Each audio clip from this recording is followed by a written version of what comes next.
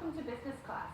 Ahead on the program, the taxi industry is facing more stiff competition with iconic London black cabs heading to Sydney and a therapy pet pig for San Francisco's airport.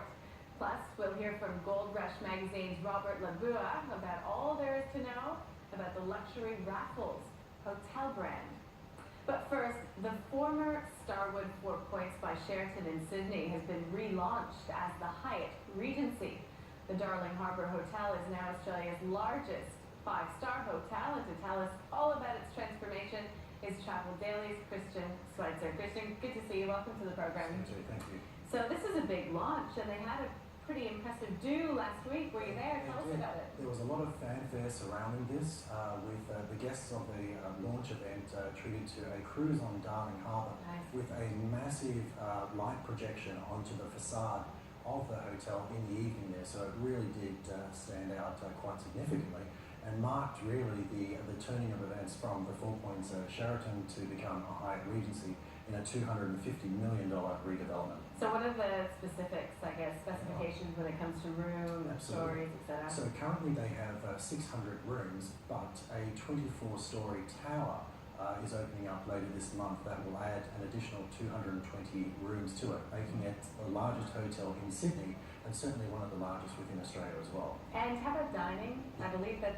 tower is going to have a rooftop bar. Absolutely. Spectacular panoramic views there, so I'm sure that the dining will be in demand, as will be the conference facilities for business travellers, grand ballroom there, so they're well and truly able to accommodate a good couple of thousand guests in their grand ballrooms, and it really marks quite an assertive play by the Hyatt Group within the Australian market. So are there further plans from Hyatt for the Australian market? Absolutely. So there's multiple brands. There's the Grand Hyatt, Hyatt Regency, Park Hyatt, and they have earmarked places such as Brisbane, Hobart and Melbourne for further expansion. In fact, in 2017, they'll be opening up a brand new brand to the Australian market. It's called the Hyatt Place, and that will open up in Essendon Fields, which is near Essendon Airport, about 10 kilometres outside of Melbourne CBD. So there's Hyatt Regency, and now there's Hyatt Place. What are the sort of difference? Okay, so Hyatt Place is a good sort of four-star hotel, so it's not centrally located within the CBD. The one down in Essendon Fields will be about 160 rooms, and great for the business traveller, particularly those that don't want to necessarily fly into Melbourne's Tullamarine Airport. They can fly into Essendon Airport there and save the commute into the city. Right. And typically all the different brands represent various levels, from 5-star, 4-star and beyond. Okay. Now, when it comes to, I guess, news from the airspace, Sure. we have a new, I guess, around the world, but only in the southern hemisphere ticket going on right now. So how does that work? How does it work? Well, it's really great. Previously, you would actually have to travel up into the northern hemisphere to travel around the world. So from Australia to North America, across to Europe, down to Asia and back to Australia. Whereas the Oneworld have now put together a first southern hemisphere round the world airfare. So you would fly, for instance, from Australia to New Zealand, New Zealand across to Chile, Chile to Brazil, Brazil to South Africa, South Africa back to Australia. And that was the missing link before, wasn't it? The Chile to South Africa. So which airline is doing that? It's LATAM and Qantas, the ones that have combined to take you around the world in the southern hemisphere. That's pretty big adventure. So is this purely sort of geared toward the tourist market, or is there business travel as well? There's a range of options. So for the leisure traveller, economy class fares start from a very reasonable $3,299. That's really good. Absolutely, plus taxes. Business class, you can achieve that starting from $10,500 plus taxes.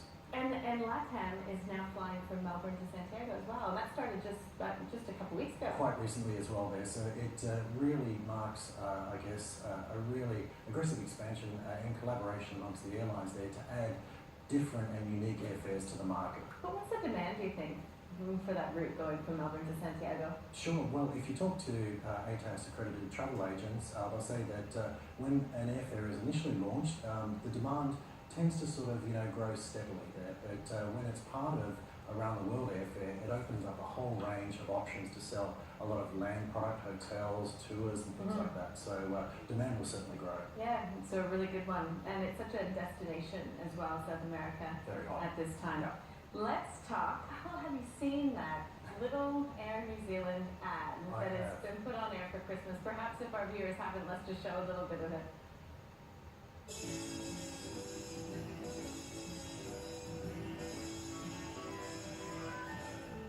Sleigh bells ring, are you listening? In the lane, snow is glistening. I'm gonna stop you there, Roman. Roman. It doesn't really snow down here at Christmas, so let's go with your bro is glistening. Because a lot of people get sweaty down here. It's really sunny. You want me to change the lyric? Yeah.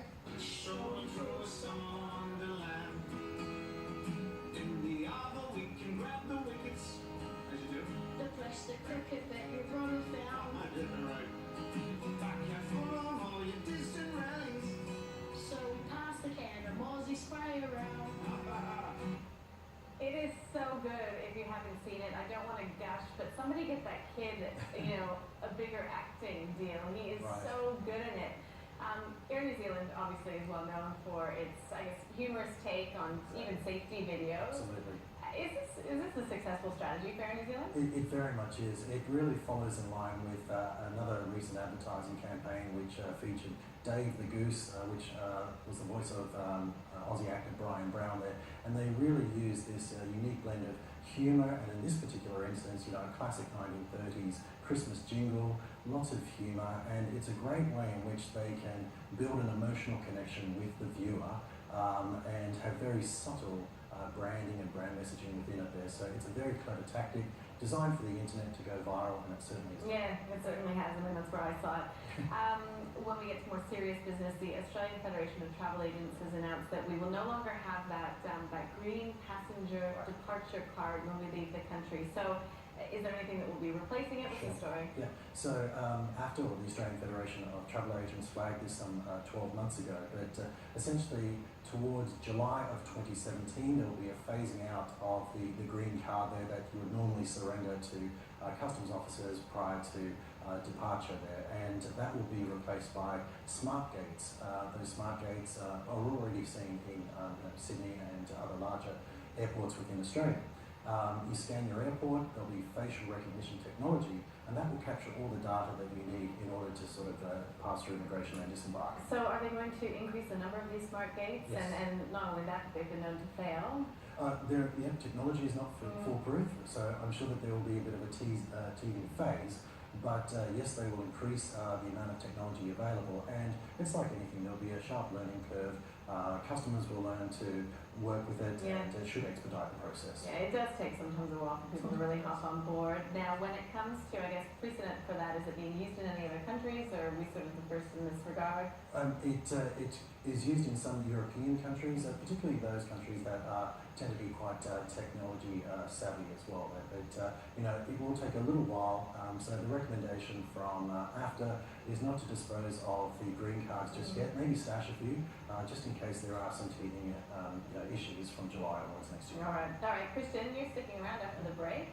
When we will talk about the ACCC being called upon to investigate our domestic carriers. Plus, we will also take a look at some of those luxurious Raffles hotels. Back in a moment. Welcome back to the program. Good to have you here with us. Well, the nation's peak consumer advocacy group, Choice, has taken aim at our airlines. The group is alleging that our domestic carriers are sidestepping consumer law. It wants a full ACCC investigation into their behavior. Fair play? No way. Airlines must play fair. Choice's 6 months investigation into Australia's airlines alleges systemic breaches of consumer law, refusing refunds, charging excessive fees, imposing unfair terms, and denying adequate compensation. You wouldn't get away with it at a department store, you wouldn't see it at an electronics retailer, but it's rampant and blatant in the airline booking process. Choice says terms and conditions are a joke. By the time you've read them, your booking's timed out. On the Qantas website, they take 52 minutes to read. On Virgin, 43. We see all the power in the hands of the airlines and none in the hands of the consumers. On basic domestic fares, none of our airlines offers a refund if you change your plans. They'll only allow you to change your flights for a fee. It's in fact a breach of the Australian consumer law to tell consumers they don't have the right to a refund. At the airport today, we found Daniel Hosking. Jetstar had cancelled his morning flight, but did agree to refund his fare. However, no compensation for missing his meeting. In Europe, it would be a different story. It just results in sitting around an airport all day being completely unproductive. Choice now wants the ACCC to conduct an inquiry into Australian domestic airlines to call them to account for the way they operate under consumer law. Meantime, the ACCC is warning holidaymakers about fake home rental listings. The Consumer Watchdog says it's received more than 150 reports of scams on popular home rental sites such as Airbnb. Around $80,000 has reportedly been lost this year. The ACCC says scammers are creating very convincing versions of rental sites and collecting payments via third-party wire transfers. Well, Christian Schweitzer from Travel Daily is here with me in studio. Christian, let's rewind, go back to that ACCC choice story regarding the airlines. I mean, I don't want to take pot shots at the airlines, but you've got to say, very few of us have read through those terms and conditions as pointed out. I mean, are they sort of operating rogue? I wouldn't necessarily say that, but what I would say is that they certainly don't make it as easy as what it could be for consumers to have enough time to read through the terms and conditions. In fact, many of the gripes that consumers have gone to Choice with are that there's a lack of transparency around the refund process, cancellation process. So if you miss a leg of one of your flights, subsequent legs are lost there, and all that Choice claims is quite unreasonable, and that's what they're really lobbying the ACCC with, is that there are some unfair practices. The airlines, however, have said that Choice has been quite selective in its interpretation and perhaps not as au fait with the legal processes too. So really all that we can say from now is watch this space, because it is definitely going to play out over the coming months. But do you think that it warrants an inquiry by the ACCC? Well, I think that there's probably enough disgruntled customers out there to form a big enough voice and a little bit of a pain point for the airlines that it probably is worthwhile looking into.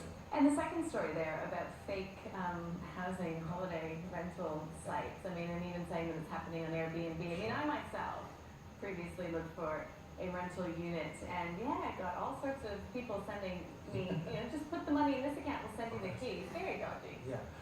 There certainly is a number of rogue operators, but that being said, Airbnb makes their money from listings, so it's in Airbnb's best interest to have really strong policies and a good vetting process to make sure that they're dealing with legitimate operators. But I guess a precautionary tale is, buyer beware. If in doubt, then, send your business to a hotel with a trusted brand name. Yeah, okay.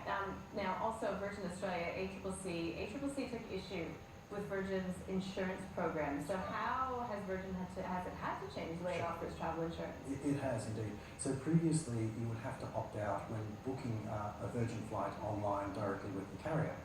If you didn't opt out, then it was assumed that you wanted the insurance, and so the ACCC have claimed that has resulted in a lot of unwanted extras. So Virgin have changed that process now, that you have to opt in to buying the insurance, and that brings them in line with what Qantas is already doing. And is that, is that seen in other carriers as well? Well, unfortunately not at this stage. So for instance, Jetstar and Tiger Airways at this point in time still have that opt-out process. So I guess there's going to be some pressure applied for them to change as well. Okay, Christian, thank you for joining us. Appreciate it. Merry Christmas. Christian Schweitzer there from Travel Daily.